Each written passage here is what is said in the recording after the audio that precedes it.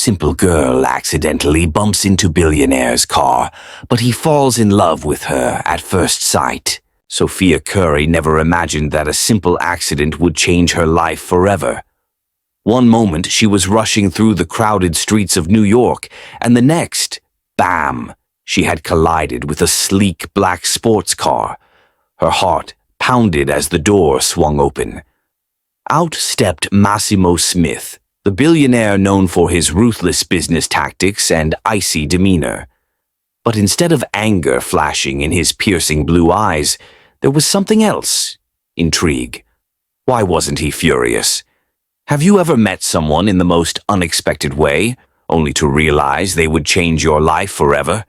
Share your experiences in the comments.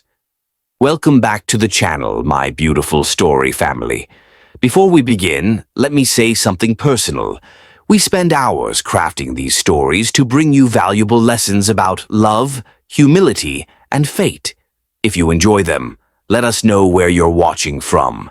Now, let's dive into today's captivating love story.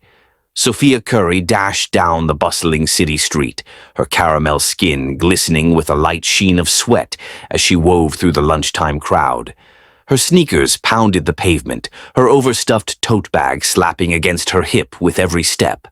At 24, she was a whirlwind of determination and frayed nerves, her dark curls bouncing as she checked her phone for the 5th time in 2 minutes.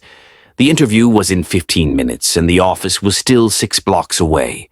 She couldn't be late. Not today, not when this job could finally pull her out of the paycheck-to-paycheck grind. She darted around a corner, her focus locked on the crosswalk ahead, when the world tilted. Her shoulder slammed into something hard, metal, sleek, and unyielding. A sharp screech of tires filled the air, and she stumbled back, her tote spilling pens and a crumpled resume onto the asphalt. A car horn blared, and she looked up, heart hammering, to see a glossy black luxury sedan inches from her knees. The driver's side window rolled down, revealing a man in a tailored suit, his dark hair swept back, his jawline sharp enough to cut glass. "Are you insane?" he snapped, his voice deep and edged with irritation, though his hazel eyes flickered with something else. Curiosity, maybe. "You nearly dented my car." Sophia scrambled to her feet, brushing gravel off her jeans as she squared her shoulders. "Me? You're the one parked like you own the street." Her tone was fire, fueled by adrenaline and the ticking clock in her head. She bent to scoop up her scattered belongings, her hands trembling but her glare steady. The man, Massimo Smith, though she didn't know it yet, raised an eyebrow, leaning out the window slightly. At 38, he was a billionaire who'd built his fortune in tech, a man used to people bending over backward to please him. But this woman, with her defiant stance and sharp tongue, didn't even flinch. He almost smiled. Almost. "It's a Maserati," he said, as if that explained everything. "And I wasn't parked. You ran into me." "Then maybe drive slower in a pedestrian zone," she shot back, shoving her resume into her bag. She glanced at her phone, 12 minutes left, and muttered under her breath, "Great. Just great." Massimo tilted his head, studying her. She was a mess, curls wild, jacket askew, a smudge of dirt on her cheek. But there was something magnetic about her, a raw energy that tugged at him. "You're late for something," he said, not a question. "Yeah, no thanks to you." She straightened, brushing past the car, but her eyes flicked to his, and she faltered for a split second. "Sorry, okay? I didn't mean to. Whatever. I've got to go." "Wait," he called, his voice softer now, laced with an impulse he didn't fully understand. "What's your name?" Sophia stopped, turning halfway. "Why? So you can sue me for scratching your precious Maserati?" His lips twitched, a real smile breaking through this time. "Maybe I just want to know who's bold enough to yell at me in the middle of downtown." She hesitated, her guard still up. Sophia Curry. "Massimo Smith," he replied, and her brow furrowed slightly. She'd heard that name before, hadn't she? Somewhere in the blur of news headlines she never had time to read. He leaned forward, resting an elbow on the window frame. "Let me make it up to you. Where are you headed?" "I don't need your help," she said quickly, stepping back. "I'm fine. I'll walk." "You're not fine, you're late." He nodded toward the passenger side, where his driver, a stoic man in a black cap, had already opened the door. "Get in. We'll take you." Sophia's mouth opened, then closed. She glanced at the car, then at her phone, 9 minutes now, and cursed under her breath. "This isn't some charity case thing, is it? Because I don't do pity." Massimo chuckled, a low, warm sound that caught her off guard. "Trust me, pity's the last thing on my mind. Get in, Sophia Curry. Unless you want to explain to your boss why you missed the interview." Her eyes narrowed, weighing him. There was something about his gaze, intense, unguarded, that made her pulse skip. Not fear, but something else she couldn't name. Against her better judgment, she slung her bag over her shoulder and slid into the back seat, the leather cool against her skin. The driver shut the door, and Massimo turned to face her from the front. "Where to?" he asked. "Elm Street, the Carter Building," she said, folding her arms. "And don't think this means I owe you anything." "Wouldn't dream of it," he replied, his tone teasing, but his eyes locked on hers a beat too long. The car pulled into traffic, smooth and silent, and Sophia stared out the window, trying to ignore the heat creeping up her neck. Who was this guy, and why did he keep looking at her like that? "So," Massimo said after a moment, breaking the quiet, "what's the interview for?" She shot him a sidelong glance. "Why do you care?" "Because you're interesting." He shrugged, like it was the most obvious thing in the world. "Most people would have groveled after bumping into me. You didn't." "Maybe I just don't grovel," she said, her chin lifting. "It's a receptionist job, nothing fancy. But it pays, and I need it." He nodded, his expression shifting, less playful, more thoughtful. "Fair enough. You'll get it." "You don't even know me," she scoffed. "I know you've got fire," he said simply. "That's enough." She didn't know how to respond to that, so she didn't. The car glided through the city, the skyline blurring past, and she stole a glance at him. Massimo Smith. The name nagged at her, a puzzle piece she couldn't place. He caught her looking and smiled again, softer this time, and her stomach flipped despite herself. They reached the Carter Building with 3 minutes to spare. The driver opened her door and she stepped out, smoothing her jacket. Massimo leaned out the window, watching her. "Good luck, Sophia," he said.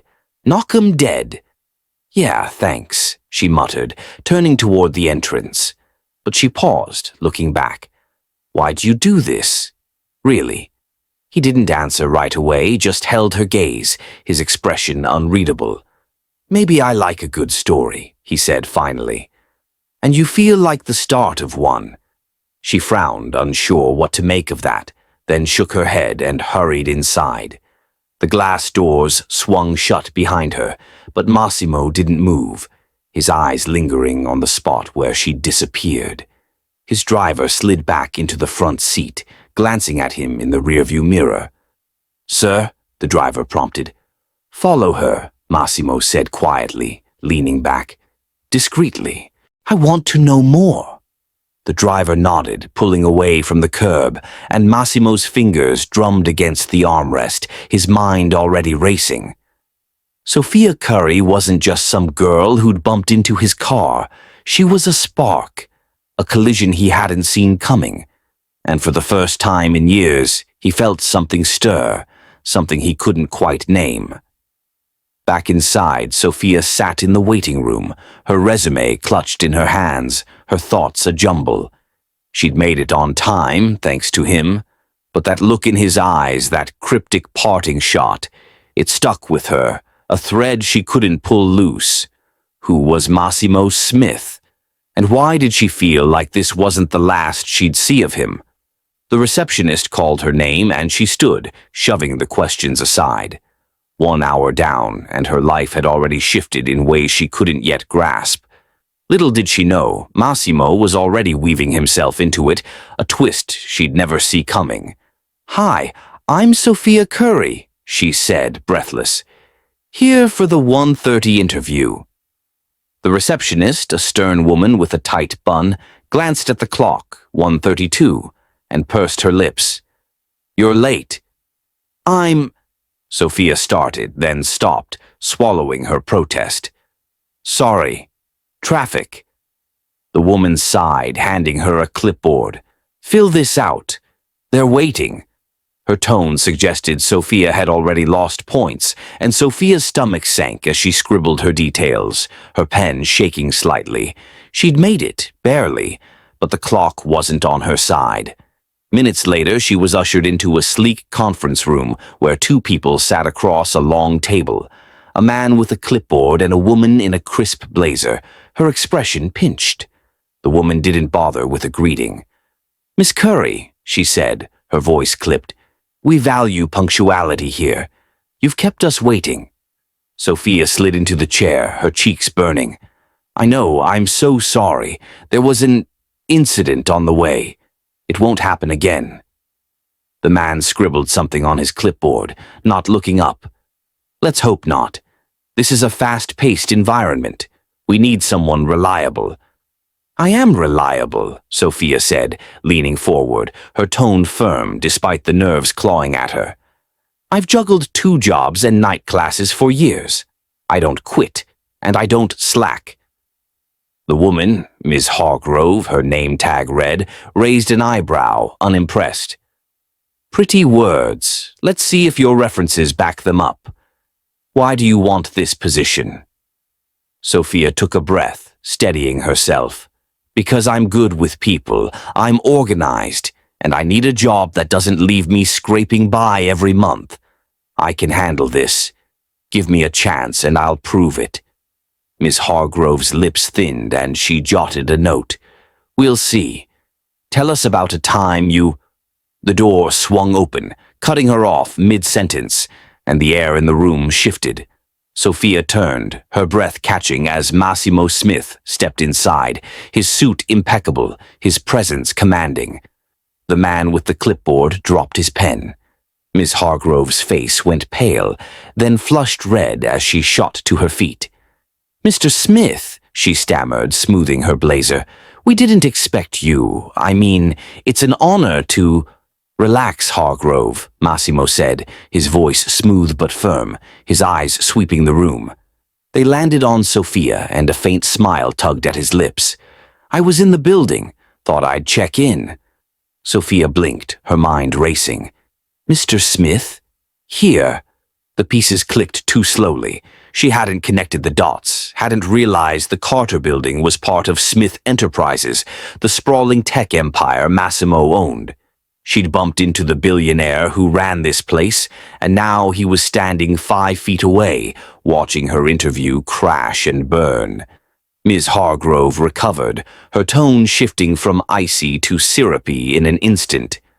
"Of course, sir, we're just finishing up with Miss Curry here. She's eager, if a bit tardy." Massimo's gaze didn't leave Sophia. "Tardy, huh?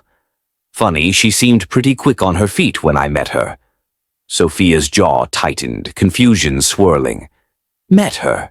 He was outing their encounter right here. Ms. Hargrove's eyes darted between them, her composure cracking. "You've met?" she asked, forcing a smile. "Briefly," Massimo said, stepping closer to the table. "She made quite an impression." He paused, his tone light but pointed. "I trust you're giving her a fair shot?" "Oh, absolutely," Ms. Hargrove said, too fast, her hands fluttering to adjust her notes. "Miss Curry was just telling us how capable she is. Weren't you, Sophia?" Sophia stared, caught off guard by the sudden pivot. 10 seconds ago, Hargrove had been ready to toss her out. Now she was beaming like Sophia was her star pupil. The man with the clipboard nodded vigorously, as if he'd never doubted her. "Yeah, Sophia said slowly, her eyes flicking to Massimo. I was. Good, Massimo said, his smile widening just enough to unsettle her. I'll leave you to it, then. He turned to go, but not before adding, Hargrove, let me know how this one turns out. I'm curious. Yes, sir, Hargrove chirped, practically bowing as he exited. The door clicked shut and the room exhaled, but Sophia's pulse didn't slow. What the hell was that? Hargrove sat back down, her demeanor transformed. Well, Sophia, she said, her voice warm now. Let's continue. Tell us more about your experience. Sophia nodded, answering on autopilot, but her mind was elsewhere. Massimo Smith owned this company. He just walked in, flipped the script, and left without explanation. Why? Was it really about her bumping into his car, or was there more? His parting words echoed, I'm curious, and a shiver ran through her. Curious about what? The interview stretched on, Hargrove peppering her with questions, her tone almost fawning now. Sophia played along, but her thoughts kept circling back to Massimo. That look in his eyes, the way he'd stepped in, it wasn't random. She could feel it. And as the clock ticked past the hour mark, she couldn't shake the sense that this job, this moment, was only the beginning of something bigger, something tied to him. When they finally wrapped up, Hargrove stood, extending a hand. We'll be in touch, Sophia. You've got potential. Thanks, Sophia said, shaking her hand, but her smile was tight. She grabbed her bag and left the room, her steps quickening as she headed for the elevator. Potential? Sure. But what did Massimo see in her that Hargrove didn't? And why did it feel like he was pulling strings she couldn't see? Outside, the city hummed around her, but she barely noticed. Massimo's driver idled across the street, the black Maserati gleaming in the afternoon sun. He was still here, watching, waiting. And Sophia, for all her fire, didn't know whether to run toward him or away. Not yet. But one thing was clear. This collision wasn't over. It had only just begun. Sophia stepped out of the Carter building, the late afternoon sun casting a golden glow over the bustling street. Her mind buzzed from the interview, Ms. Hargrove's sudden shift from disdain to deference, Massimo's unexpected entrance, and that cryptic parting line, I'm curious. She adjusted her tote bag, her fingers brushing the crumpled resume inside, and let out a slow breath.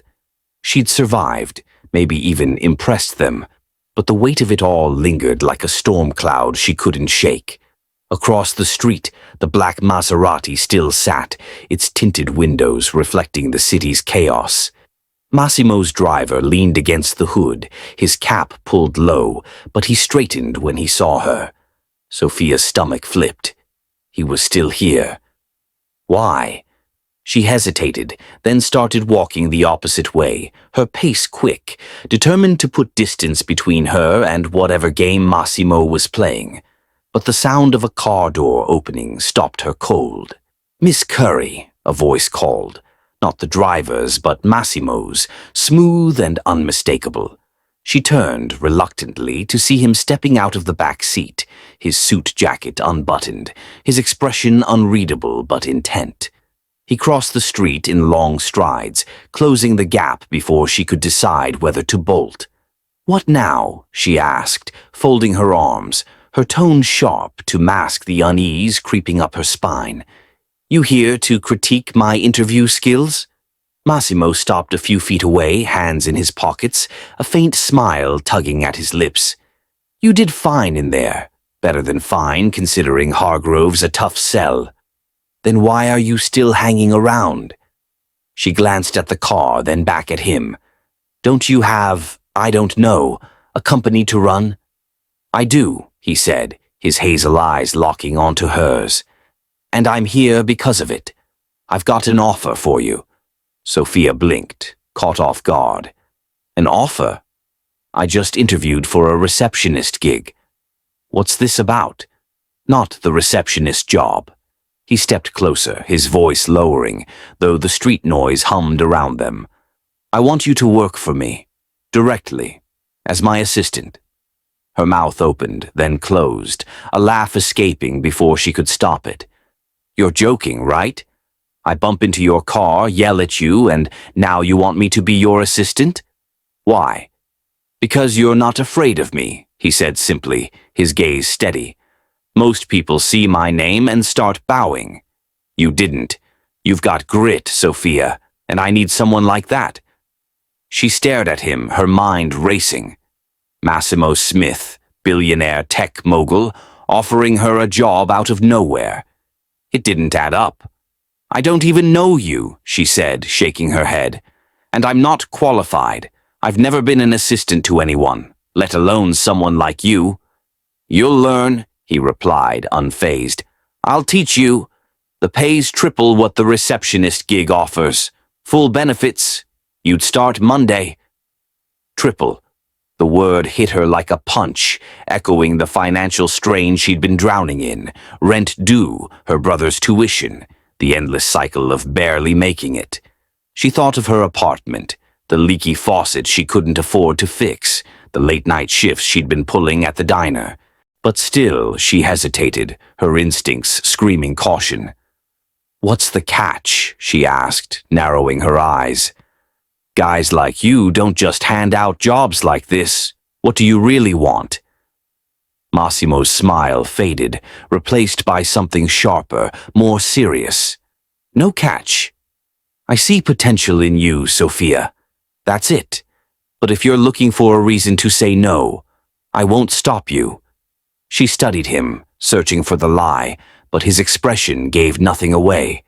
Just that same intensity, that pull she'd felt since the moment she'd crashed into his car. Her phone buzzed in her pocket, another overdue bill notification, no doubt, and she clenched her jaw. She couldn't afford to walk away from this, not when it could change everything, but accepting felt like stepping into a maze with no map.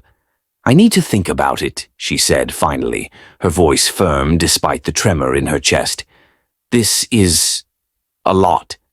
Take the weekend, he said, pulling a sleek business card from his pocket and handing it to her. His fingers brushed hers, brief but electric, and she pulled back fast.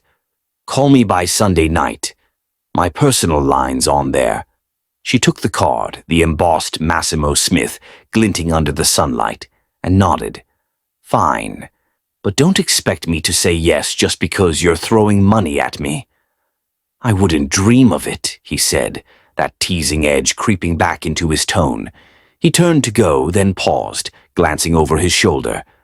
You're more than you think you are, Sophia. Don't forget that. He slid back into the Maserati, the driver shutting the door behind him, and the car pulled away, leaving her standing there, card in hand, heart pounding. She watched until it disappeared around the corner, then looked down at the number scrawled in his sharp handwriting. More than she thought she was? What did that even mean? The next 2 days blurred by in a haze of doubt and deliberation. Saturday night found her pacing her tiny apartment, the TV droning in the background as her younger brother Jamal sprawled on the couch, textbooks scattered around him. At 17, he was all lanky limbs and big dreams, college next year if they could scrape the funds together. You're gonna wear a hole in the floor, he said, not looking up from his notes. What's with you? Sophia stopped, running a hand through her curls. Got a job offer, big one, but it's weird. Weird how? He sat up, eyeing her. Like creepy weird or rich people weird? Rich people weird, she said, dropping onto the couch beside him. This guy, Massimo Smith, he's some billionaire. Wants me to be his assistant. Out of nowhere. Jamal's eyes widened. Massimo Smith? Like the Massimo Smith? Tech guy? Forbes list? Yeah, that one. She handed him the card and he whistled low. Damn, Soph, that's insane. You taking it? I don't know. She leaned back, staring at the ceiling. It's good money, like, good. Could pay off your tuition, fix this place up. But he's intense. I don't trust it. Jamal grinned. Maybe he's just into you. Billionaire falls for the sassy sister. Movie stuff. Shut up, she said, shoving him playfully, but her laugh faded fast. Was that it? No, it couldn't be. Massimo didn't strike her as the lovesick type. There was something else, something he wasn't saying. By Sunday evening, she sat at the kitchen table, the card in front of her, her phone in hand. The clock ticked closer to midnight, and her resolve wavered.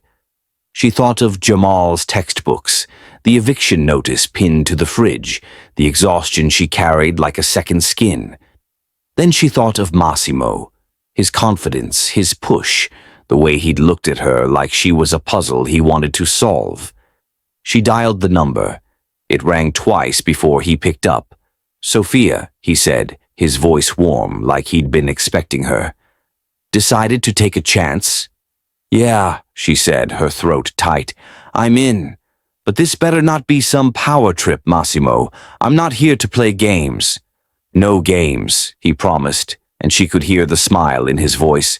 "See you Monday, 8 a.m. sharp." "My office." She hung up, her hands shaking slightly, and leaned back in the chair. 2 hours of wrestling with the decision, and now it was done. She'd said yes to the job, to him, to whatever this was. But as she stared at the card, a flicker of doubt lingered. Massimo Smith wasn't just offering her a lifeline.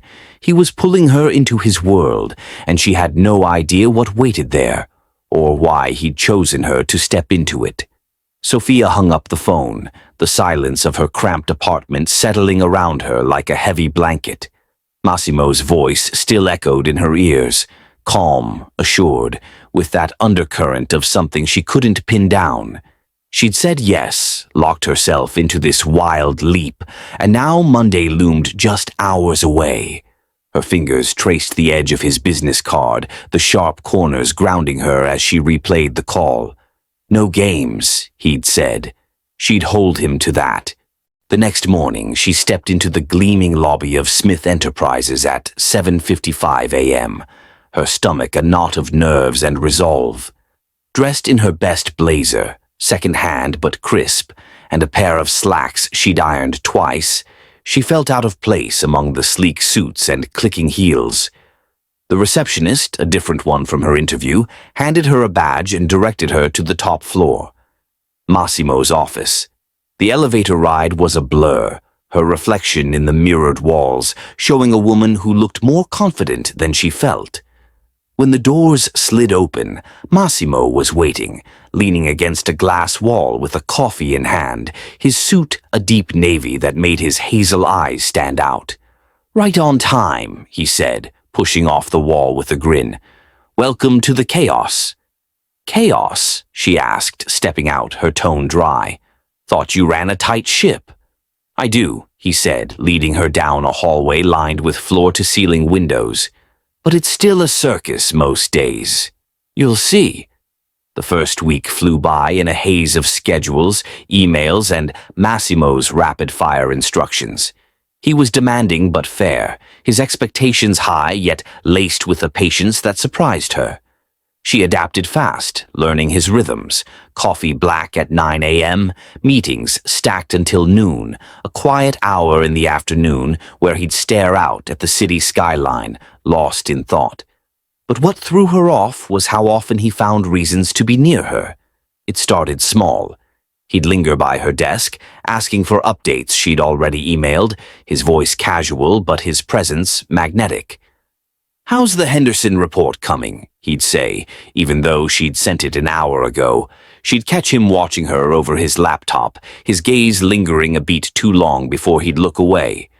By Friday, he was calling her into his office for no reason at all, just to toss ideas around, projects she wasn't even assigned to. "You don't need me for this," she said once, standing by his desk as he sketched something on a notepad. "You've got a whole team." "Maybe I like your take," he replied, not looking up, though a smile played at his lips. "You're sharper than you give yourself credit for." She rolled her eyes, but stayed, her guard softening despite herself. He was charming, too charming, and it was starting to mess with her head. The shift came on a late Thursday, 2 weeks into the job.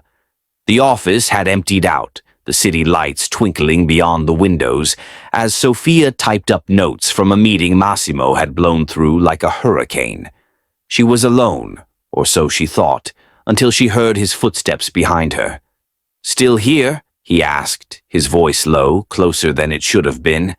She turned, and there he was, leaning against her desk, tie loosened, sleeves rolled up to his elbows. The air felt charged, heavier than it had any right to. "Finishing your mess," she said, nodding at the screen. "You talk faster than I can type." He chuckled, a sound that sent a shiver down her spine. "You keep up better than most." He straightened, stepping around the desk until he was beside her chair, his shadow falling over her. "What's this?" She glanced at the screen, a typo she'd missed, and reached to fix it, but he beat her to it, his hand brushing hers as he tapped the keyboard. Her breath hitched and she pulled back, but he didn't move away. Instead, he stayed, his eyes locking onto hers, searching. "You're good at this, Sophia," he said, quieter now, almost tender. "Better than good." "Thanks," she managed, her throat dry. He was too close, close enough she could smell his cologne, a mix of cedar and something sharp. Her pulse raced, and she hated it, hated how her body reacted when her mind screamed to keep him at arm's length. He reached out then, his fingers grazing her cheek as he tucked a stray curl behind her ear. The touch was light, deliberate, and it stopped her cold. Time stretched, the hum of the office fading until it was just them, his hand lingering near her face, his gaze soft but intense. "You should wear your hair like this more often," he said, his voice barely above a whisper. "It suits you." Sophia swallowed, her voice failing her for a split second before she found it. "What are you doing, Massimo?" He blinked as if snapping out of a trance and dropped his hand, stepping back. "Sorry," he said, though he didn't sound sorry. Not really. "Got carried away." She stood, needing space, her chair scraping against the floor. "Yeah, well, don't." Her tone was firm, but her hands trembled as she grabbed her bag. "I'm here to work, not whatever this is." He nodded, his expression shifting. "Regret, maybe, or something deeper." "You're right. Won't happen again." But as she headed for the elevator, she felt his eyes on her, a pull she couldn't ignore. The doors closed, and she leaned against the wall, her heart hammering. What the hell was that? He'd crossed a line, and she'd let him. Worse, a part of her had wanted him to. She cursed under her breath, the memory of his touch burning into her skin. Massimo stayed behind, staring at the empty desk, his jaw tight. He'd meant to keep it professional, to keep her at a distance, but she was under his skin now, her fire, her defiance, the way she looked at him like she could see through his polished exterior. He ran a hand through his hair, exhaling sharply. This wasn't part of the plan. He'd hired her for her spark, not to lose himself in it. The next day, he was back to business, crisp and distant, but the tension simmered beneath every exchange. He'd call her in for a task, then linger a moment too long. She'd catch him staring, and he'd look away, but the air crackled anyway. By the end of the week, she was dodging him as much as he was seeking her out, a dance neither of them acknowledged. One evening, as she packed up, he appeared again, this time with a file in hand. "Need your thoughts on this," he said, holding it out. She took it, their fingers brushing, and she froze, meeting his gaze. "Massimo," she said, her voice low, warning. "Stop." He didn't flinch, just held her stare. "Stop what?" "You know what." She stepped back, clutching the file. "I'm not some puzzle for you to figure out." "Maybe I'm the one who's puzzled," he said, softer now, and the honesty in it threw her. He turned away before she could respond, leaving her standing there, the file heavy in her hands. 2 hours had passed since that first late-night moment, and the space between them was a minefield. attraction, doubt, and something unspoken twisting tighter with every glance. Sophia didn't know what he wanted or what she did, but one thing was clear. Massimo Smith wasn't just her boss anymore. He was a question she couldn't stop asking, and the answer was closer than she was ready to admit. Sophia clutched the file Massimo had handed her, the weight of his words. Maybe I'm the one who's puzzled, still hanging in the air as he walked away. She stood frozen by her desk, the office quiet except for the faint hum of the city beyond the windows. Her chest tightened, a mix of frustration and something dangerously close to longing. She shoved the file into her bag, grabbed her coat, and left, determined to shake off the moment. But his voice, his touch, the way he'd looked at her, they clung to her like a second skin, following her into the restless night. The next week was a blur of tense silences and stolen glances. Massimo kept his distance, his demeanor cool and professional, but the undercurrent between them pulsed stronger than ever.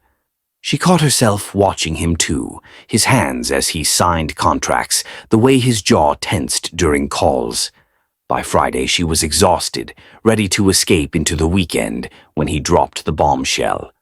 "Clear your Saturday night," he said, leaning against her desk with that casual confidence she'd come to dread. "I need you at the gala." Sophia looked up from her laptop, frowning. "Gala? What gala?" "The annual Smith Enterprises fundraiser," he said like it was obvious. "Black tie, big donors, the works. I need my assistant there."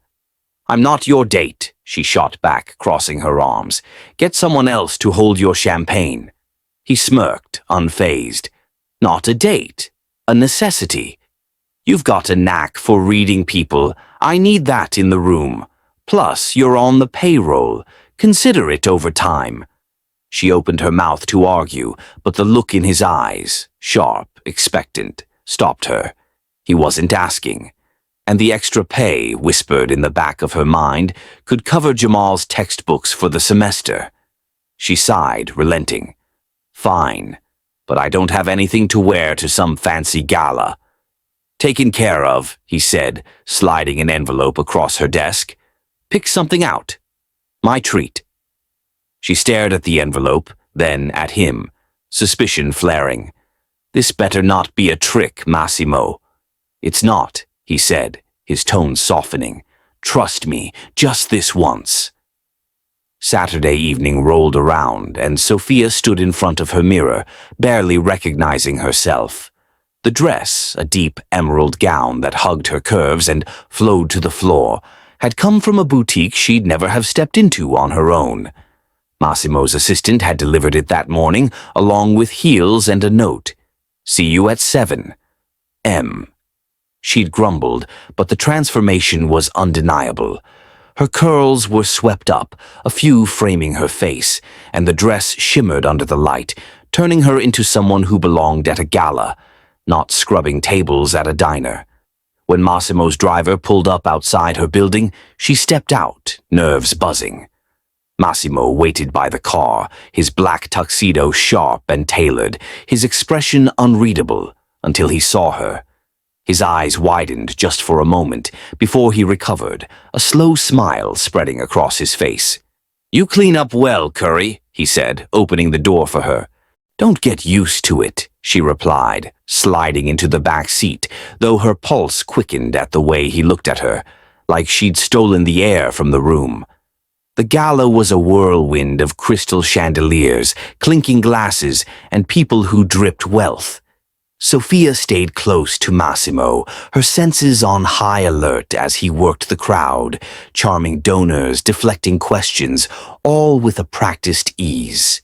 She played her part, whispering names and details she'd memorized from his files, earning approving nods from him that made her chest warm despite herself. But the night shifted when a woman cut through the crowd, tall, blonde, dripping in diamonds, her red lips curled in a smile that didn't reach her eyes. Veronica Tate, Massimo's ex-fiancée, a name Sophia had only heard in passing from office gossip. She stopped in front of them, her gaze raking over Sophia like she was sizing up prey. "Massimo," Veronica purred, leaning in to kiss his cheek, her hand lingering on his arm. "You've been hiding from me." "Hardly," he said, his tone cool, though he didn't pull away. "Good to see you, Veronica." Her eyes slid to Sophia, sharp and calculating. "And who's this? Your latest project?" She laughed, a brittle sound loud enough to draw stares. "Darling, where'd you find her? She looks like she's playing dress-up in someone else's closet." Sophia's face burned, her hands clenching at her sides, but she forced a smile. "Sophia Curry," she said, her voice steady. "I work for Massimo, and this dress fits just fine, thanks." Veronica's smile tightened, her eyes narrowing. "Oh, I'm sure it does. But let's be honest, sweetheart.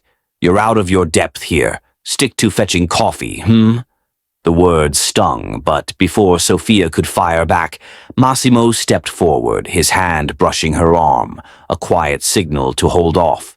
He turned to Veronica, his expression hardening. "That's enough," he said, his voice low but carrying across the room. Heads turned, the chatter dipping. "Sophia's my assistant, and she's damn good at it. Better than most people here, including you. So if you've got a problem, take it somewhere else." Veronica froze, her composure cracking as murmurs rippled through the crowd. Sophia's breath caught, stunned by the steel in his tone, the way he'd put himself between her and the jab without hesitation. Veronica recovered fast, tossing her hair with a forced laugh. "Touchy, aren't we?" she said, though her eyes flashed with something raw, hurt maybe, or fury. "Enjoy your little pet, Massimo. She won't last." She turned on her heel and swept away, leaving a wake of whispers. Massimo exhaled, turning to Sophia, his hand still hovering near her arm. "You okay?" "Yeah," she said, though her voice shook slightly. "Didn't need you to fight my battles, though." "Didn't do it for you," he said, a faint smile tugging at his lips. "Did it for me. She doesn't get to talk to my people like that." "My people." The words hit her harder than they should have, warmth spreading through her chest. She looked up at him, the gala lights catching in his eyes, and for a moment the room faded. Just the two of them, the tension from weeks past surging back, sharper now. "Thanks," she said, softer than she meant to, and his gaze held hers, something unspoken passing between them. "Don't mention it," he replied, his voice low, and he stepped back, breaking the moment.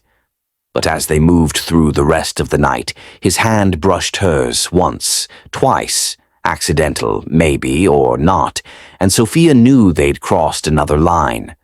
Veronica's barb had backfired, binding them tighter, and the question of what they were to each other loomed larger than ever.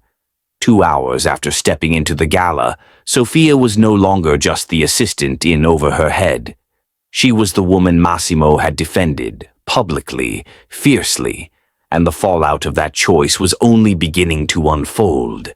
Sophia lingered near Massimo as the gala wound down, the echo of his defense still ringing in her ears. Veronica's exit had left a ripple of tension in the room, but Massimo played it off with his usual charm, steering them through the last rounds of handshakes and small talk. His hand brushed hers again as they said goodbyes, a fleeting touch that sent her pulse racing despite her efforts to ignore it.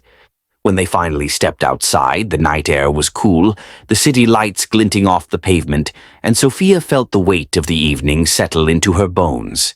She'd held her own, thanks to him, but the look in his eyes, steady, protective, kept pulling her back to that unspoken edge they'd been dancing on. The next week pushed them deeper into that gray space. Massimo's excuses to be near her grew bolder, late meetings he didn't need her for, coffee runs he insisted on joining. She caught herself softening, laughing at his dry humor, lingering when she should have left. By Thursday, the office was a pressure cooker of unspoken words, and when a client call ran long, she found herself alone at her desk past 9 p.m., rain lashing the windows in sheets. She packed up, cursing as she realized she'd forgotten an umbrella. The lobby was empty when she stepped out, the downpour soaking her within seconds. She hugged her bag to her chest, resigned to a drenched walk to the bus stop when headlights cut through the storm. Massimo's Maserati rolled up, the window sliding down to reveal him, hair damp, tie undone. "Get in," he called over the rain, his voice firm. "You're not walking in this." Sophia hesitated, water dripping from her curls, then relented, sliding into the passenger seat. "You didn't have to do this," she said, brushing wet strands from her face. "I'd have managed." "You're soaked," he said, pulling back onto the road. "And I'm not letting you catch pneumonia on my watch." She shot him a look, half annoyed, half amused. "Always the hero, huh?" "Only when it suits me," he replied, a grin tugging at his lips. The car hummed through the rain-slicked streets, the wipers a steady rhythm against the quiet between them. She watched the city blur past, the heat of the car seeping into her chilled skin, and wondered how they'd ended up here, him driving her home, her letting him. Then the engine sputtered. A jolt, a groan, and the Maserati coasted to a stop on a deserted side street, the rain hammering the roof. Massimo cursed under his breath, tapping the dashboard like it might coax the car back to life. "Of all the nights," he muttered, pulling out his phone. "No signal." "Perfect." Sophia laughed, a sharp, incredulous sound. "Your fancy car can't handle a little rain." "It's not the rain," he said, shooting her a mock glare. "It's karma for showing off." He glanced out the window, then at her. "There's a diner half a block up. We can wait it out there." She nodded, and they bolted through the storm, her heels slipping on the wet pavement, his arm steadying her as they reached the diner's awning. Inside it was warm and empty, the lone waitress waving them to a booth with cracked vinyl seats. They slid in, dripping and breathless, and Sophia couldn't help but laugh again, the absurdity of it hitting her. "Some night," she said, wringing out her hair. "Your gala, your car, everything's falling apart around you." Massimo leaned back, watching her with that quiet intensity she'd come to recognize. "Not everything," he said, his voice low. The waitress dropped off 2 coffees, and he wrapped his hands around his mug, his gaze never leaving her. "You're still here?" Her laughter faded, the air shifting. "Yeah, well, I don't have much choice, do I? Stuck with you in a storm." "You've got more choice than you think," he said, leaning forward now, elbows on the table. "You could have said no, to the job, the gala, this. But you didn't." She met his eyes, her throat tightening. "Maybe I'm just stubborn." "Maybe," he agreed, but his tone softened, grew serious. "Or maybe you feel it too." "Feel what?" she asked, though she knew deep down what was coming. Her coffee sat untouched, steam curling between them. He took a breath, his fingers tightening around the mug. "This, United States. I've been trying to ignore it, Sophia, but I can't. Not anymore." He paused, his voice dropping to a near whisper.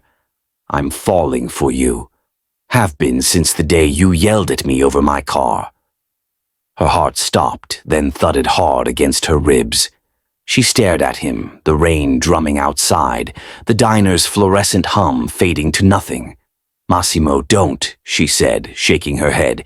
"You're my boss. This isn't—" "I know what I am," he cut in, his eyes fierce, "and I know what this looks like. But it's not some fling, not some power play. It's you. Your fire, your laugh, the way you don't back down. I've never met anyone like you, and it's driving me crazy trying to pretend I don't want this." She swallowed, her mind racing, emotions tangling, shock, fear, and a flicker of something she'd buried deep. "You don't even know me," she said, her voice shaky. "Not really." "I know enough," he replied, reaching across the table, his hand stopping just short of hers. "And I want to know more, if you'll let me." The space between them crackled, 2 hours of build-up crashing into this moment. She looked at his hand, then his face, raw, unguarded, no trace of the polished billionaire, and felt her resolve waver. The rain pounded on, trapping them in this confession, and Sophia didn't know if she wanted to run or lean in. But one thing was certain. Massimo had just laid his cards on the table, and the next move was hers. Sophia sat frozen in the diner booth. Massimo's words, "I'm falling for you," hanging heavy in the damp air. The rain battered the windows, a relentless drumbeat that matched the chaos in her chest. His hand hovered near hers, close enough to feel the warmth. But he didn't push, just watched her with those hazel eyes, steady and vulnerable in a way she hadn't seen before. She wanted to argue, to shove the confession back into the box it had burst from, but her voice caught, tangled in the truth she'd been dodging. She felt it too, had felt it for weeks, and it terrified her.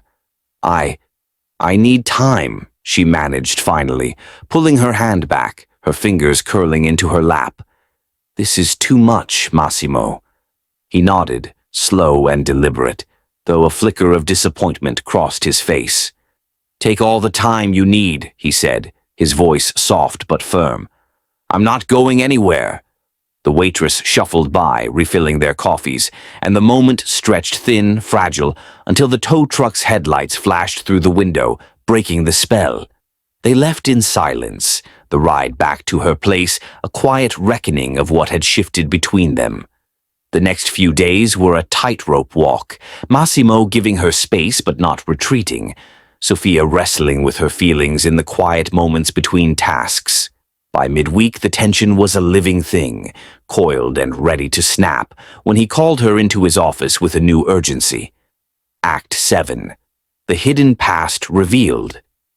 Sophia stepped into Massimo's office, the familiar skyline stretching beyond the glass walls, but the air felt different, thicker, charged with something she couldn't name.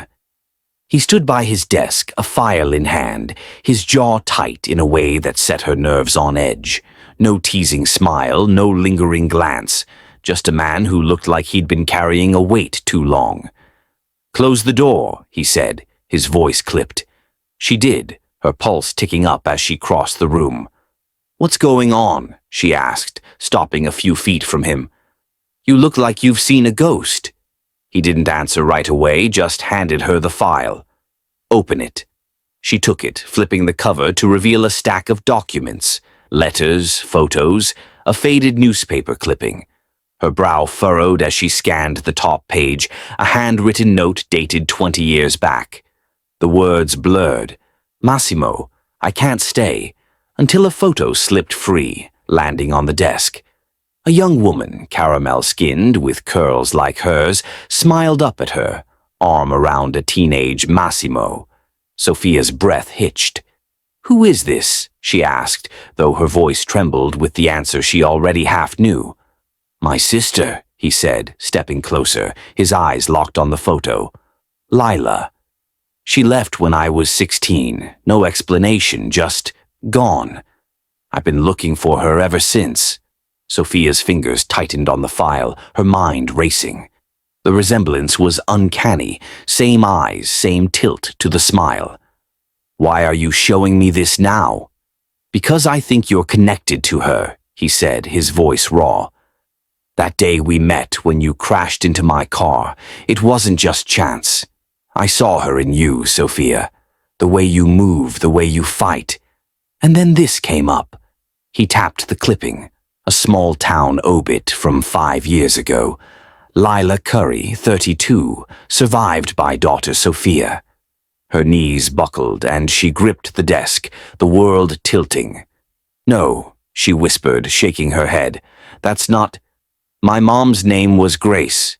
Grace Curry. She never said anything about...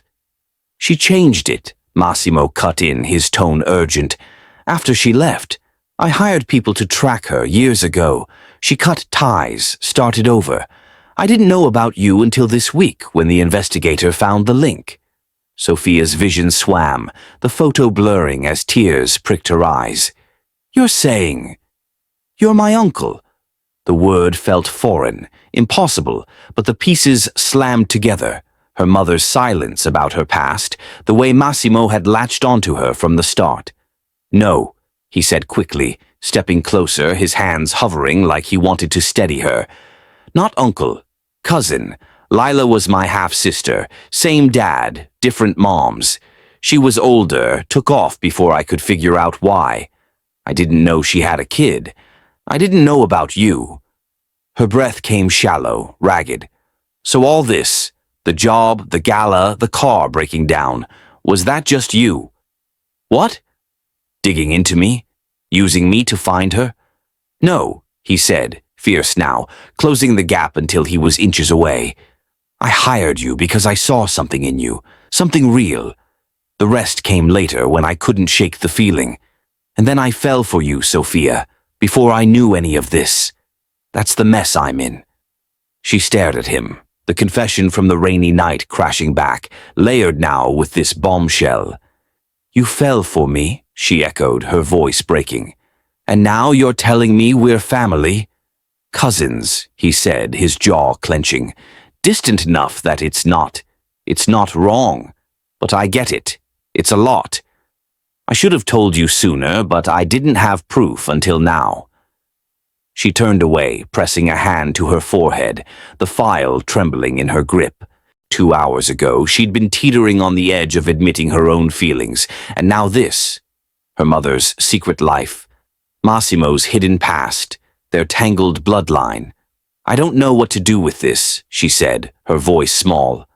"I don't even know who I am anymore." "You're still you," he said, stepping behind her, his voice low, steady. "This doesn't change that. It just explains things. Why I couldn't let you go." She spun to face him, anger flaring through the shock. "You should have told me the second you suspected, not waited to drop it like this." "I know," he admitted, his eyes searching hers. "I was scared. Scared you'd run. Scared I'd lose you before I even had a chance. I'm sorry, Sophia." The apology hung there, raw and real, and she felt the fight drain out of her, replaced by a bone-deep exhaustion. She sank into a chair, the file slipping to the floor, papers scattering. Massimo knelt beside her, not touching, just waiting, his own breath uneven. "What do we do now?" she asked, her voice barely above a whisper. He looked at her, the weight of 2 hours and 2 decades etched into his face. "We figure it out, together, if you'll still have me around." She didn't answer, not yet, the storm of emotions too thick to navigate. But as he stayed there, silent and steadfast, she knew one thing. This revelation had shattered everything she thought she understood, about her mother, about Massimo, about herself. And whatever came next, they were bound by more than attraction now, by a past neither of them had seen coming. Sophia sat in the chair, the scattered papers from Massimo's file, a chaotic map of her upended life. His confession, cousins distant enough that it's not wrong, echoed in her skull, warring with the ache of her mother's hidden past. He knelt beside her, his presence steady but heavy, his apology still hanging in the air. She couldn't look at him, not yet, her mind a tangle of betrayal, confusion, and the stubborn pull she'd felt toward him since day one. "We figure it out," he'd said, and she wanted to believe him, but the ground beneath her had shifted too far to trust anything solid. The next day, she called in sick, needing space to breathe, to process. Massimo didn't push, just sent a text. "Take what you need. I'm here." She spent hours staring at old photos of her mom, Grace, Lila, searching for clues she'd missed, tears staining the edges. By evening, she'd resolved to face him, to demand more answers, when her phone buzzed with a news alert that stopped her cold. The headline screamed across her screen, "Billionaire Massimo Smith's mystery woman, family ties or gold-digging scheme." A grainy photo of them at the gala, his hand on her arm, her looking up at him, splashed beside it, captioned with venom. "Sophia Curry, assistant with a convenient past, cozies up to her rich cousin. Her stomach dropped, bile rising as she scrolled. The article was a hatchet job, leaked details from an anonymous source, twisting their connection into a sordid tale of ambition and deceit. From diner shifts to designer gowns, how far will she climb? Her phone buzzed again. Jamal, her brother. "Soph, what the hell is this? People are blowing up my messages." His voice was panicked, and she could hear the TV blaring in the background, a news anchor dissecting her life like it was a soap opera. "I don't know," she said, her voice shaking. It's complicated. I'll explain later." She hung up, hands trembling as she pulled up Massimo's number, but before she could call, a knock rattled her apartment door. It was him, rain-soaked and urgent, his coat dripping onto the floor as he stepped inside without asking. "You saw it," he said, not a question, his eyes scanning her face. "I'm handling it. My team's tracking the leak. Probably Veronica, stirring the pot." "Handling it?" Sophia snapped, stepping back, her voice rising. "It's out there, Massimo. They're calling me a gold digger, saying I'm using you. My own cousin, for God's sake. How do you handle that?" He flinched, but his jaw tightened. "It's lies, and we'll prove it. I've got lawyers, PR, whatever it takes. But you need to trust me." "Trust you?" She laughed, sharp and bitter, pacing the small room. "This is my life now, some tabloid punching bag. I didn't sign up for this. I'm not—" Her voice cracked and she stopped, wrapping her arms around herself. "I'm not worth this mess. You're better off without me dragging you down." Massimo's eyes darkened and he closed the distance, his hands hovering near her shoulders. "Don't say that," he said, low and fierce. "You're not dragging me anywhere. I'm the one who pulled you into this, my world, my past. And I'm not letting you walk away because some vulture with a keyboard thinks they know you." She shook her head, tears welling despite her fight to hold them back. "You don't get it. I've never belonged in your world. I'm the girl who bumps into cars, not the one who gets gala defenses or family secrets. This—" She gestured at her cramped apartment, the peeling paint, then at him. "This doesn't fit. I don't fit." "You fit with me," he said, his voice breaking through her spiral, steady and sure. He stepped closer, his hands finally settling on her arms, grounding her. "I don't care what they say, Sophia. I've spent years building walls, keeping people out, and you crashed through every one of them without even trying. You think I'd let you go now?" She looked up at him, his face blurred through her tears, and saw the raw determination there. No billionaire polish, just a man who meant every word. "They'll keep coming," she whispered. "The media, Veronica, whoever else. It won't stop." "Then we face it," he said, his grip tightening slightly. "Together. I'm not ashamed of you or us, or what we could be. Are you?" The question hit her like a punch, stripping away the noise. Was she? She thought of the diner, the rainy night, the gala, every moment he'd stood by her, fought for her, even before he knew the truth. And now, with the world clawing at them, he still wouldn't let go. Her breath steadied, the storm in her chest easing just enough to see him clearly.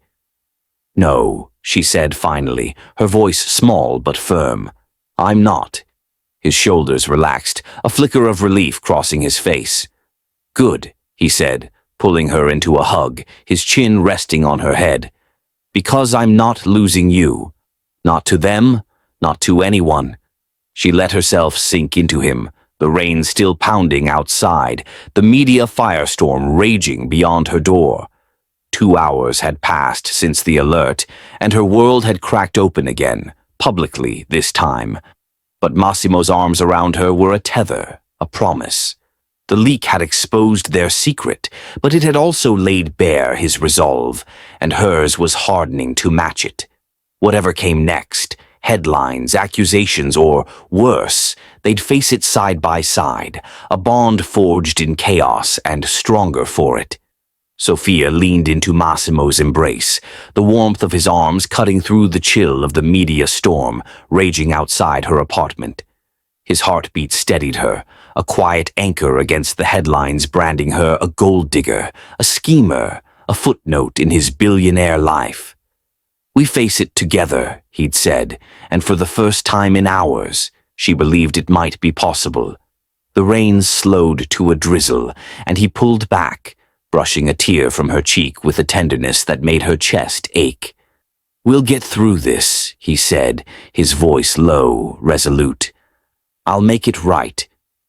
She nodded, clinging to that promise as he left to meet his PR team, vowing to bury the leak.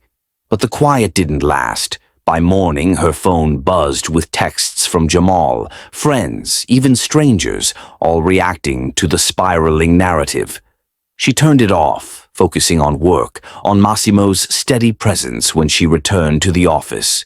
For a fragile moment, it felt like they might outlast the chaos. 2 weeks later, the storm seemed to settle. Massimo's lawyers had slapped gag orders on key outlets, and the headlines shifted to fresher scandals. Sophia threw herself into her role, her desk a fortress of schedules and reports. Massimo's trust in her a lifeline she hadn't expected to need so badly. He was softer now, coffee brought to her desk, late-night talks about nothing and everything. But the weight of their exposed connection lingered, a shadow neither could fully shake. Then, on a quiet Wednesday, an envelope slid under her apartment door. No return address, just her name scrawled in sharp ink. She tore it open, her gut twisting as photos spilled out. Massimo at a bar, laughing with a man she didn't recognize, timestamps from months ago before they'd met. A typed note was tucked inside. He bet he could charm the next girl who crossed his path. "You were just a game, Sophia. Ask him about Victor Kane." Her hands shook, the words searing into her. Victor Kane, Massimo's old business rival, a name she'd heard in passing, always with a bitter edge. She flipped through the photos again, her breath shallow. Another sheet listed dates, bets, sums, $50,000 that he'd win her over in 6 months. The evidence was meticulous, damning, and it clawed at every moment she'd trusted him. She stormed into his office that afternoon, the envelope clutched tight, her voice trembling with fury. "What is this, Massimo?" He looked up from his desk, confusion flickering across his face as she slapped the contents in front of him. His eyes scanned the photos, the note, and his expression darkened, jaw clenching. "Where did you get this?" "Does it matter?" she snapped, stepping back. "Is it true? Did you bet on me with Kane? Was I just some trophy to win?" "No," he said, standing fast, his voice sharp. "This is bullshit, Sophia. I don't even talk to Kane anymore. This is fabricated." "Fabricated?" She laughed, a harsh, broken sound. "It's got dates, photos, details. You expect me to believe it's all fake when it looks this real?" "It is fake," he insisted, rounding the desk, reaching for her. "Listen to me. Veronica's behind this. She's been gunning for me since the gala, and Kane's her perfect weapon. They're trying to tear us apart." She jerked away, her eyes blazing. "You keep blaming her, but this—" She jabbed a finger at the papers. "This feels like you, the charming Massimo Smith, playing me from the start. Was any of it real, or was I just a fun little challenge?" "Everything was real," he said, his voice cracking raw. "You think I'd risk this, us, for some petty bet? I love you, Sophia. I've never said that to anyone, and I'm saying it now. Please don't let them do this." Her heart stuttered at the words, "I love you," but the doubt was a knife, twisting deeper with every photo she'd seen. "I don't know what to believe," she whispered, tears spilling over. "I can't do this anymore. I can't keep wondering if I'm a fool." "Sophia, don't—" he started, but she was already backing toward the door, her resolve hardening through the pain. "I quit," she said, the words slicing through the air. "I'm done." She turned, dropping her badge on the floor, and walked out, his desperate call of her name echoing behind her. By nightfall, she was gone. Her apartment sat empty, a single note left on the table. "Jamal, I'll call soon. Need space." Her phone was off, her belongings packed into a duffel she'd slung over her shoulder as she boarded a late bus out of the city. The rain had returned, streaking the windows as she stared into the dark, the betrayal of fresh wound she couldn't outrun. Massimo stood in his office, the scattered photos mocking him from the desk. He swept them off with a furious hand, his breath ragged. Veronica and Kane, they'd played their hand perfectly, and he'd lost her. But he wasn't done. Not yet. He grabbed his phone, dialing his investigator. "Find her," he said, voice steel, "and dig up everything on Kane and Veronica. I want proof." 2 hours had unraveled everything. Sophia's trust, their fragile bond, his chance to make it right. She'd vanished into the night, leaving him with a cliffhanger he couldn't accept. Her resignation, her disappearance, and a fight he'd waged to bring her back, no matter the cost. Sophia's bus rumbled through the night, the rain-smeared windows reflecting her hollow stare as she clutched her duffel bag. Massimo's voice, "I love you, Sophia," looped in her mind, clashing with the betrayal etched into those photos, the note, the cold precision of the setup. She'd walked away, resigned, disappeared, but the ache in her chest grew heavier with every mile. She didn't know where she was going, just away, far from the city, from him, from the lie she feared she'd fallen for. By dawn, she'd stepped off in a small town, a speck on the map where no one would look for her, her resolve to vanish as firm as her breaking heart. Massimo, meanwhile, stood in his office, the wreckage of their fight scattered across the floor. Her badge glinted where she'd dropped it, a silent accusation. He'd lost her, let Veronica and Kane rip her away with their twisted game, and the fury burned hot. But the fear was colder, sharper. He'd meant every word, and she hadn't believed him. His investigator was already on it, chasing leads on Kane's dealings, Veronica's spite. But Massimo couldn't wait. He grabbed his keys, his coat, and started his own search, determined to find her before the damage was permanent. Act 10. The fight for love. Weeks bled into a month, and Massimo was a man possessed. He tracked every thread, bus schedules, credit card trails, calls to Jamal that went unanswered. His life a blur of sleepless nights and dead ends. His investigator uncovered the truth. Kane had forged the betting scheme, Veronica supplying the photos from old files, a calculated strike to fracture them. Proof in hand, a paper trail of payments, doctored timestamps. Massimo clutched it like a lifeline, but it meant nothing without her. Then a break, a grainy security photo from a small-town diner, Sophia's curls unmistakable as she paid cash for a coffee. He drove through the night, the Maserati roaring down empty roads, until he reached Willow Creek, a quiet hamlet nestled in rolling hills.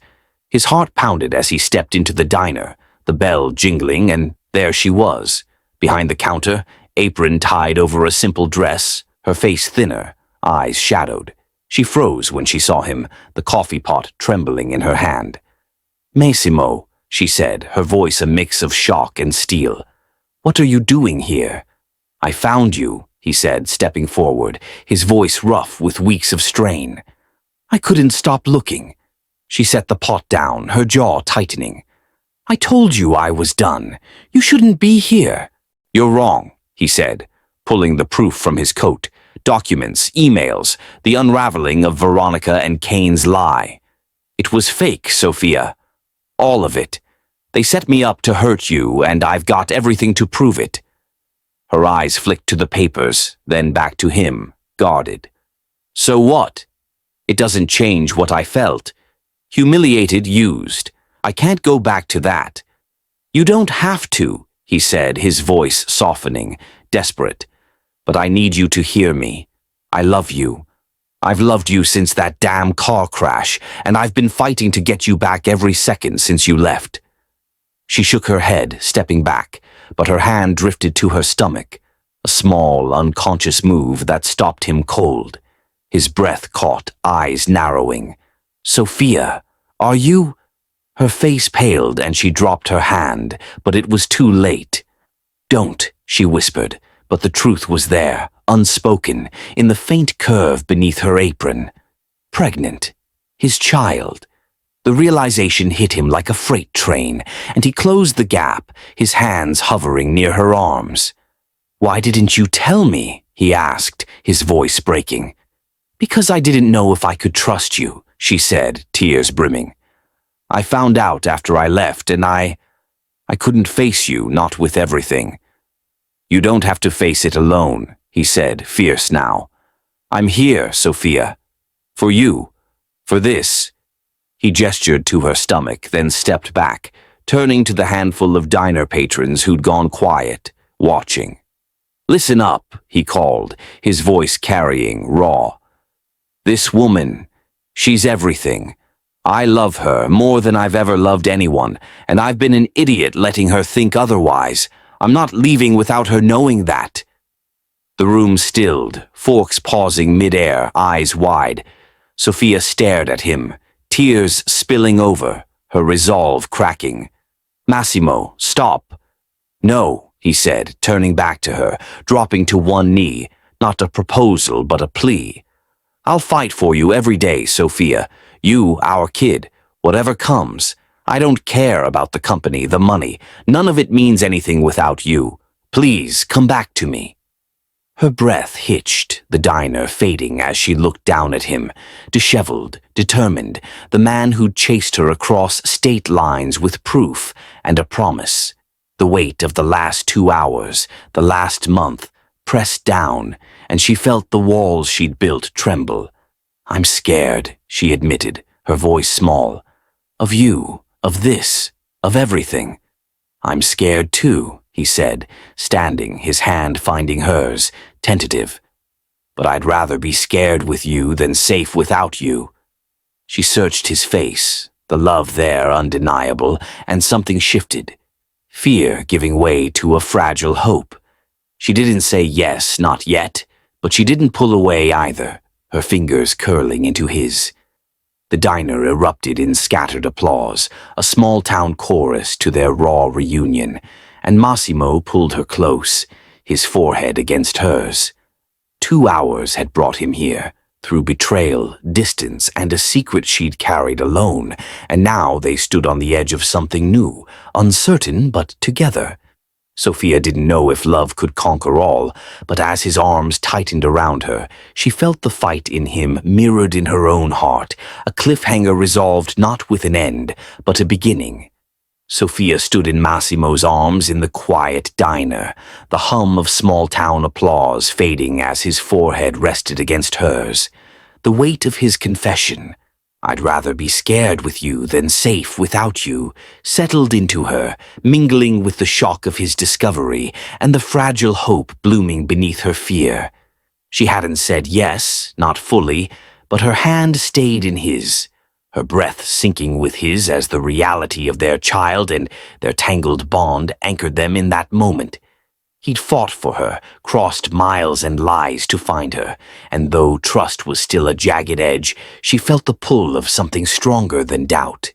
They left Willow Creek together that night, the proof of Veronica and Kane's scheme tucked away, a silent vow to face whatever came next side by side. The weeks that followed were a slow rebuild. Massimo brought her back to the city, not to his penthouse, but to her apartment, giving her space to breathe while staying close. Dinner drop-offs, quiet talks, doctor visits where his hand shook as much as hers at the first ultrasound. Jamal forgave her disappearance with a hug and a grin, already plotting uncle duties. The media storm quieted. Veronica and Kane's plot exposed in a press release that left them scrambling. But Sophia cared less about vindication than the man who'd never stopped chasing her. Love grew, tentative but real, rooting deeper with every shared glance. 4 months later, the air was crisp with late fall, the city streets alive with golden leaves and the hum of evening traffic. Sophia, now visibly pregnant, walked beside Massimo, her hand tucked into his elbow as they headed toward a cafe she'd picked for dinner.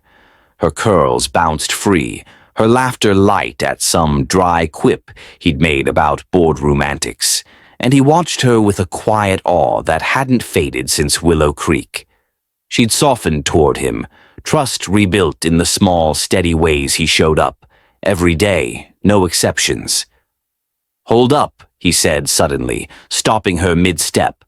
She turned, brow furrowing, and realized where they were, the exact corner where she'd crashed into his Maserati all those months ago. The memory hit her, sharp and vivid, her spilled bag, his sharp words, the spark neither had seen coming. "What's this about?" she asked, a smile tugging at her lips. "You gonna yell at me again for denting your car?" He chuckled, but his eyes were serious, a nervous edge she hadn't seen before. "No yelling," he said, stepping back, his hand slipping into his pocket. "Just something I need to do."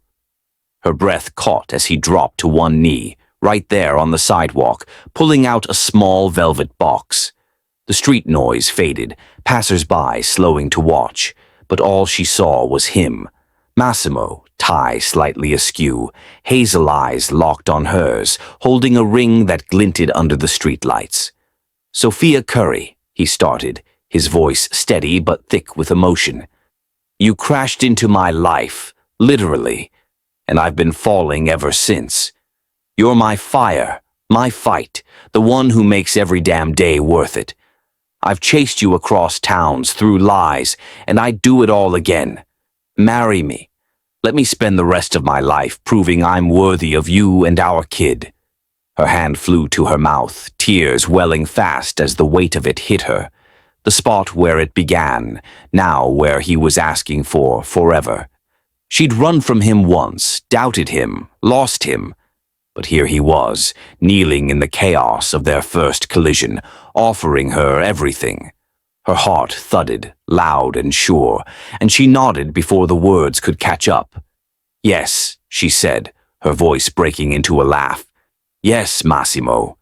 He surged to his feet, sliding the ring, a simple band with a single emerald, her color, onto her finger, and pulled her into a kiss that drowned out the cheers erupting around them.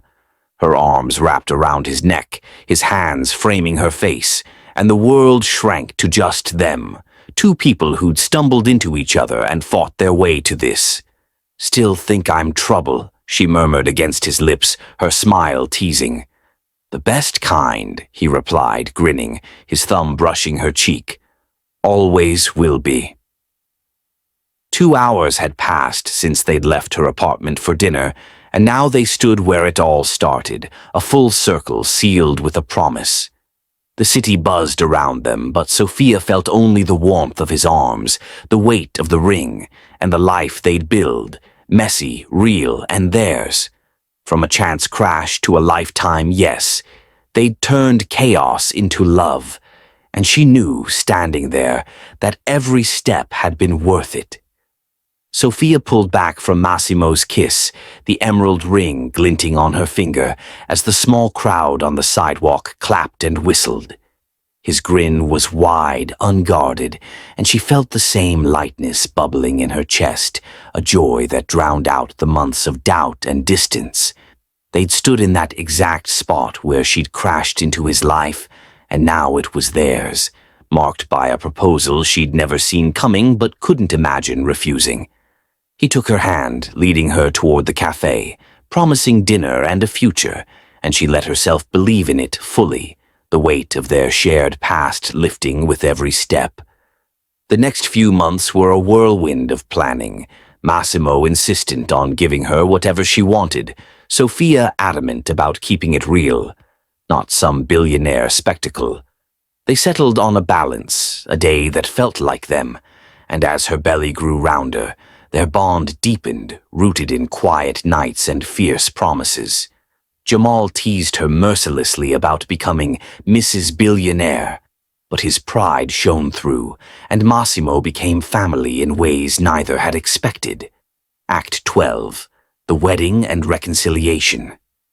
The ceremony unfolded on a crisp spring day, the venue a sprawling garden just outside the city, alive with blooming flowers and soft sunlight filtering through ancient oaks. Sophia stood at the altar, her white gown flowing over her now subtle post-baby bump. Their daughter, Leela Grace, born 2 months prior, cooing in Jamal's arms nearby.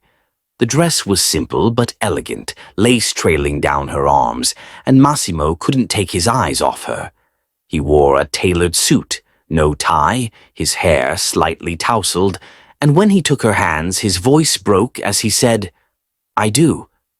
"I do," she echoed, her smile trembling with the weight of it. 2 hours of vows, tears, and a love that had weathered storms to reach this moment. The guests, family, friends, a few trusted colleagues, erupted in applause, and little Leela's giggle cut through, drawing laughs as Massimo scooped her up mid-ceremony, kissing her tiny forehead before handing her back to Jamal. The reception flowed under a canopy of lights, music weaving through the air as they danced, Sophia's head against his chest, his arms steady around her. "We made it," he murmured, and she nodded. The past, Veronica, Kane, the media, feeling like a distant echo against the solidity of now. But the echo wasn't gone. As the toasts began, a commotion stirred near the garden entrance. Veronica stormed in, her red dress a slash of defiance, heels clicking furiously on the stone path.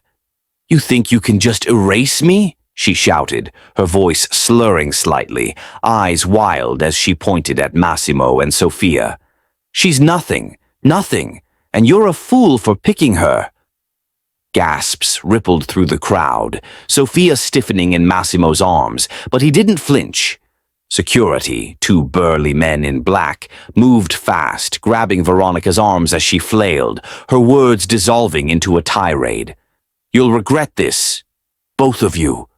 "Get her out," Massimo said, his voice calm but steel-edged, his hand tightening on Sophia's. The guards dragged Veronica back, her protests fading into the night, and the guests fell silent, tension thick, until Jamal stood, glass raised. "To the bride and groom," he called, his grin breaking the spell. "May your love kick ass louder than the Crashers." Laughter erupted, glasses clinked, and the moment passed, Veronica's outburst a blip against their day. Later, as the music slowed, Massimo pulled Sophia aside, away from the crowd, to a quiet corner of the garden. "You okay?" he asked, brushing a curl from her face, his eyes searching hers. "Yeah," she said, leaning into his touch. "She doesn't get to ruin this. Not us." He nodded, pulling her close, his lips grazing her forehead. "Never. You're my family now. You, Lila, Jamal. That's what matters." She smiled, resting her head against him, the lights twinkling above as the night stretched on. 2 hours of a ceremony had sealed their vows, and Veronica's chaos had only sharpened the clarity. They'd fought for this, through betrayal, secrets, and storms, and won. The wedding wasn't just a celebration, it was a reconciliation of every jagged piece, a promise forged in fire, and as they swayed together, Sophia knew they'd hold it tight, no matter who tried to tear it apart. Sophia swayed with Massimo in the quiet corner of the garden, the reception's lights casting a soft glow over them as the echoes of Veronica's outburst faded into the night. His arms were a steady haven, his whispered promise, "You're my family now," settling deep in her chest. The wedding had been their victory, a hard-won moment of peace after years of chaos, and as they rejoined the guests, Lila's sleepy giggle in Jamal's arms sealed it. They'd built something unbreakable. The night ended with laughter, cake-smeared kisses, and a drive home under a starlit sky. their new life stretching out like a promise kept. The weeks that followed were a gentle rhythm, Massimo scaling back at Smith Enterprises to be home more, Sophia juggling motherhood and a part-time role coordinating charity projects he'd started in her name. Lila grew, all chubby cheeks and curious eyes, and their apartment buzzed with a warmth neither had known before. But peace, they'd learned, was never permanent. Act 13. The near tragedy. It started with whispers. Victor Kane, Massimo's old rival, hadn't faded quietly after his scheme with Veronica unraveled. Word reached Massimo's team of backroom deals, shady investments, a man nursing a grudge that had festered into something dangerous. Massimo brushed it off, focused on his family, but Sophia felt the unease, a prickle at the back of her neck she couldn't shake. One rainy afternoon, 6 months after the wedding, she was driving home from a charity meeting, Lila strapped into her car seat, cooing at a toy. The city streets were slick, traffic slow, and Sophia hummed along to the radio, glancing at her daughter in the rearview mirror. She didn't see the truck until it was too late. A hulking delivery rig barreling through a red light, its brakes suspiciously silent. It slammed into her car's side, metal crunching, glass shattering, and the world spun into darkness. Massimo got the call at his office, his phone slipping from his hand as the words, "car accident, critical condition," sank in. He raced to the hospital, the Maserati tearing through traffic, his mind a blur of panic and prayer. Lila was safe, scraped but miraculously unharmed, whisked to Jamal's care. But Sophia, his Sophia, was in surgery, her life hanging by a thread. He paced the sterile waiting room, hands clenched, eyes red-rimmed, until a doctor emerged, face grim. "She's stable," the man said, but it was close. "Internal bleeding, broken ribs. She's lucky to be alive." Massimo demanded to see her, and they let him in, her still form hooked to machines, bruises blooming across her caramel skin. He sank into the chair beside her bed, taking her hand, his voice breaking as he whispered, "Don't you dare leave me." Hours bled into days, Massimo a fixture at her side, unshaven, tie discarded, living on coffee and guilt. The police investigation confirmed it. The truck's brakes had been tampered with, the driver a hired pawn with ties to Kane, a staged accident, revenge for Massimo's refusal to bend, for the empire he'd built and the love he'd claimed. Kane was arrested, his smug denials crumbling under evidence, but Massimo didn't care about justice, only her. On the 4th day, Sophia stirred, her eyes fluttering open to find him there, his head bowed over her hand. "Massimo?" she rasped, voice weak but alive. He jolted upright, tears spilling as he gripped her tighter. "I'm here, baby. I'm right here." "What happened?" she murmured, pain etching her face. "An accident," he said, throat tight. "Kane, he tried to take you from me. But you're okay. Lila's okay. I've got you." Her fingers squeezed his, faint but real, and she managed a small, tired smile. "Told you. I'm trouble." "The best kind," he choked out, kissing her knuckles, his relief a tidal wave. "I love you, Sophia. I've never stopped proving it, and I won't." She nodded, eyes drifting shut again, but her grip held, a lifeline between them. 2 hours had stretched into days in that hospital room, Massimo's vigil a testament louder than words. Through rival sabotage, near tragedy, and the edge of loss, he'd stayed, his love carved into every moment by her side. Kane's plot had failed, but it had sharpened what they'd always known. Their bond was forged in fire, and no one could break it. Sophia's hand stayed clasped in Massimo's as she drifted back to sleep in the hospital bed, the steady beep of monitors a lifeline after the chaos of the staged accident. He didn't let go. not even when the nurses urged him to rest.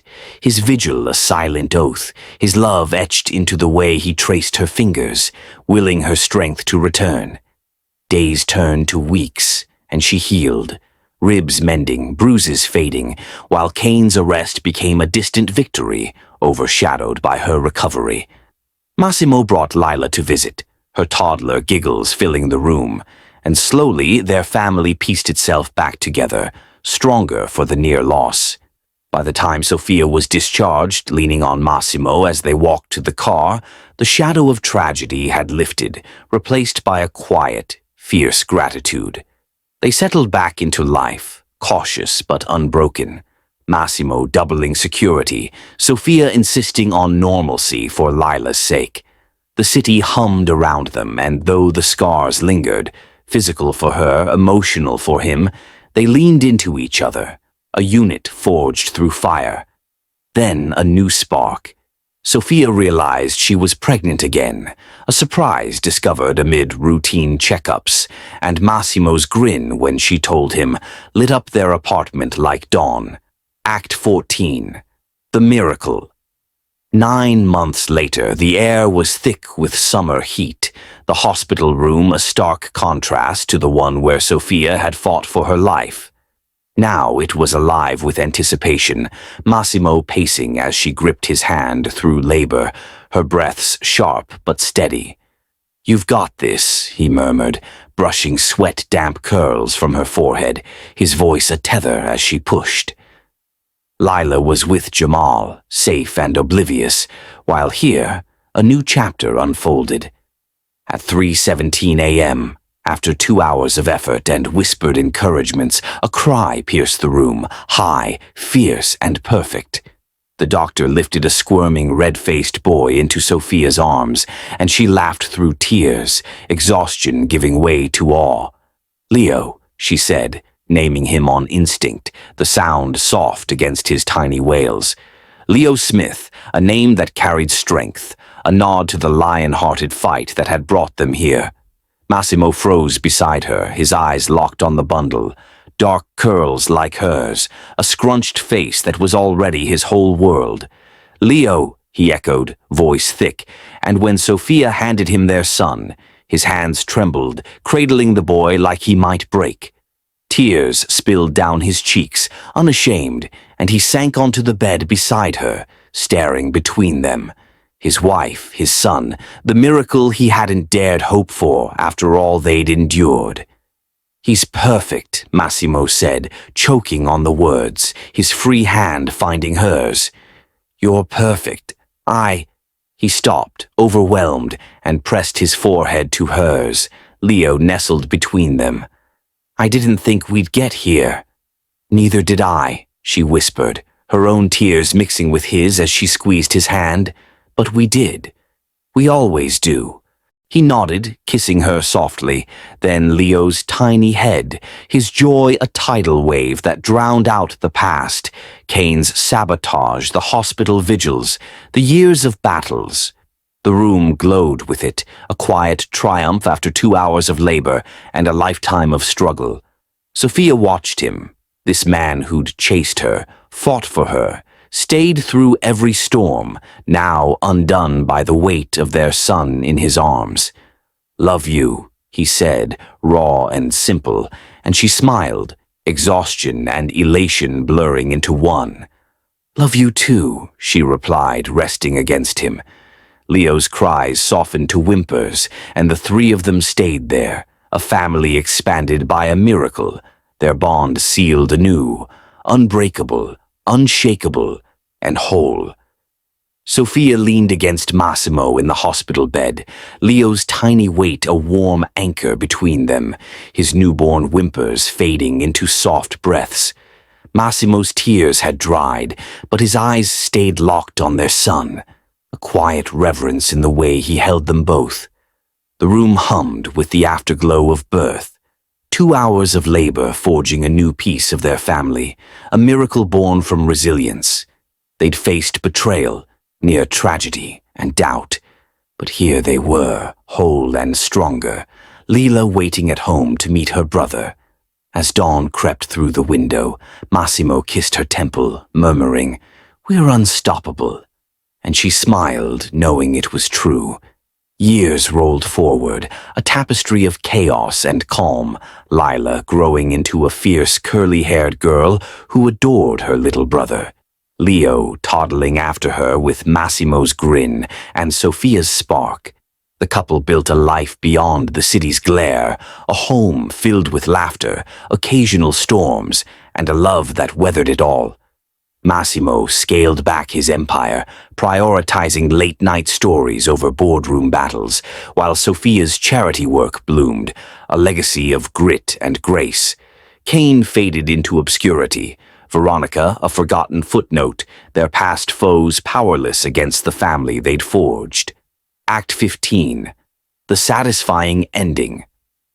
On a golden autumn afternoon, 10 years after that first crash, Massimo and Sophia returned to the corner where it all began. The street was quieter now, the city softened by time, but the spot still held its echo. The scuff of her sneakers, the screech of his Maserati, the collision that sparked a destiny neither had seen coming. Lila, now 12, chased 8-year-old Leo across the sidewalk, their laughter ringing as they dodged fallen leaves, while Massimo slipped an arm around Sophia's waist, pulling her close. "Look at us," he said, his voice low, warm against her ear. "Back where you tried to take me out." She laughed, leaning into him, her curls brushing his cheek. "You're the one who wouldn't let me go." "Never will," he replied, turning her to face him. The kid's giggles faded as he cupped her face, his hazel eyes tracing hers with the same intensity from that first day. "You were always my destiny, Sophia. Every fight, every chance led me right here." Her breath caught, the years collapsing into this moment, and she smiled, soft and sure. "Mine too." He kissed her then, slow and deep, the world blurring around them, traffic humming, leaves swirling, Lila shouting for Leo to wait up. It was a kiss that held everything. The crash, the chase, the vows, the near losses, the miracles. When he pulled back, his forehead rested against hers, and he whispered again, "Always." She nodded, her hand finding his, and they stood there, rooted in the spot that had changed them. Their kids racing ahead, their love a quiet, unshakable force. They'd built a life from that first spark, and as the sun dipped low, casting gold over the street, Sophia knew this was their ending, satisfying, earned, and forever theirs. Thank you for watching, family. Please hit the subscription button and see you in the next one.